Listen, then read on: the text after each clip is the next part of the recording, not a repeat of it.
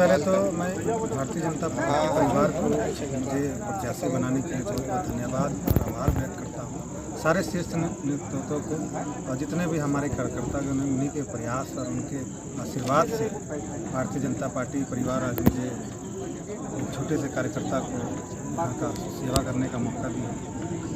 और रहा बात की इस बार 2024 का चुनाव विधानसभा चुनाव है, निश्चित है मुझे लगता है कि परिवर्तन होगा, परिवर्तन का समय है और जीवन परिवर्तनशील भी है।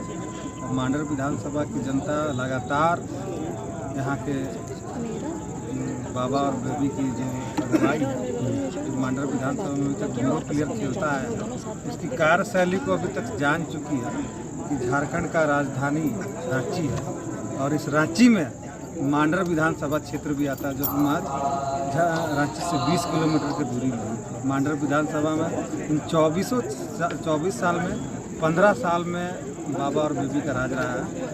15 साल में कितना विकास हुआ है मांडर विधानसभा का जनता देख रही है, चाहे शिक्षा के क्षेत्र में हो, चाहे खेल के क्षेत्र में हो, स्वास्थ्य के क्षेत्र में हो, चाहे अन्य क्षेत्र जितना भी विकासकारी योजना हो उसके क्षेत्र में। आज भी देखिएगा कि मांडर विधानसभा में हमारा मुझे लगता है कि 90% लोग खेती पर निर्भर करते हैं, खेती से निर्भर करते हैं और खेती में ही अपना जीवन यापन करते हैं, इसी से अपना घर परिवार पालते हैं, अपने बच्चों को पढ़ाते हैं। लेकिन आज हमारी मांडर विधानसभा के किसानों की स्थिति क्या है?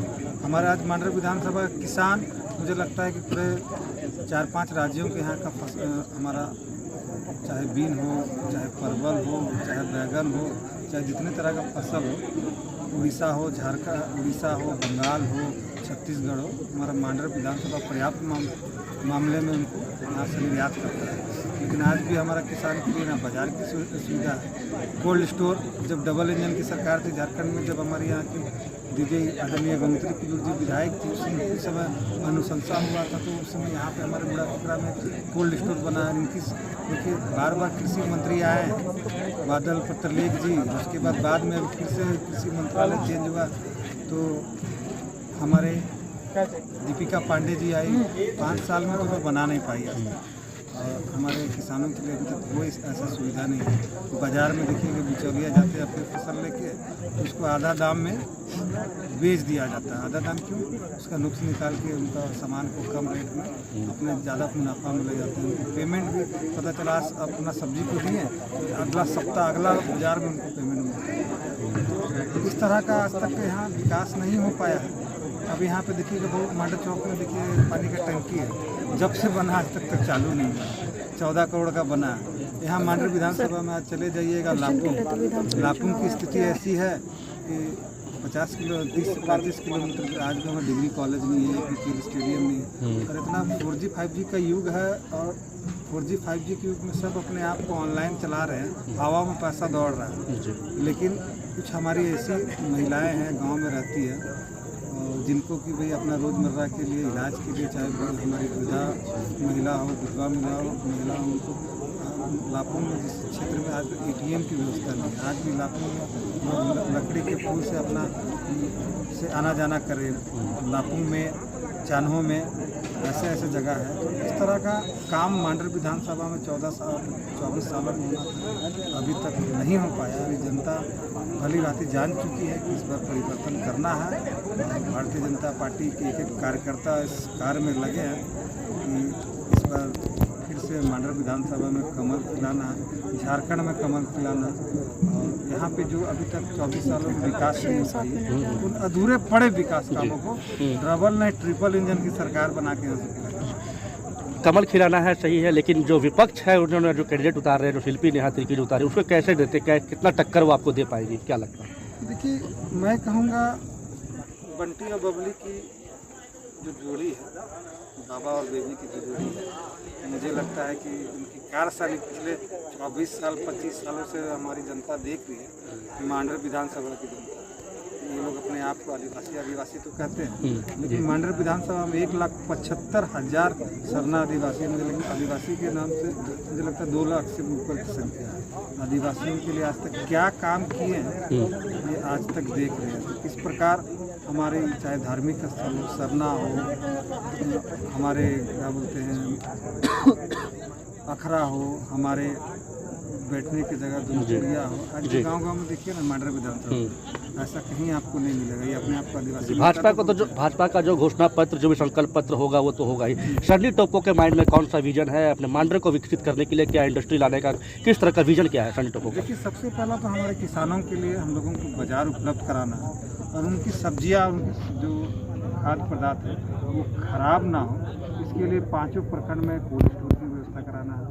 हमारे मांडर विधानसभा क्षेत्र में मुझे लगता है कि प्रतिभा की कमी नहीं है और हमारे यहाँ ऐसे ऐसे खिलाड़ी हैं कि इनको जगह मिले तो मुझे लगता है कि देश और हमारे देश के लिए नाम रोशन करें। तो हमारी प्राथमिकता है कि एक ऐसा स्टेडियम बनाए, बगल में चले जाइए रांची में ही इतना बड़ा स्टेडियम है जहाँ पे खिलाड़ियों को सीखने के लिए, चाहे हॉकी हो, चाहे फुटबॉल हो, चाहे तीरंदाजी हो, आर्चरी हो, वहाँ पे सारे कुछ की व्यवस्था है। एक साथ झारखंड अलग हुआ, सिल्ले में बन गया, लेकिन मांडर में कोई स्टेडियम नहीं। हम चाहेंगे कि हमारे खिलाड़ी यहाँ से इनके लिए उचित एक प्लेटफॉर्म मिले, कि स्टेडियम का निर्माण हो, वहाँ कोच की व्यवस्था हो, उचित संसाधन हो, ताकि यहाँ से खिलाड़ी निकल गए। हमारे जैसे कि हमारे यहाँ वीर बुजुर्ग के वंशज हैं, उनके पोते यहाँ से आर्चरी का प्रैक्टिस करने के खेत में लगा के अपना प्रैक्टिस करते हैं और मौका मिलता है चले जाते हैं दिल्ली। तो दिल्ली में बन सकता है तो मांडर में चले। बिल्कुल।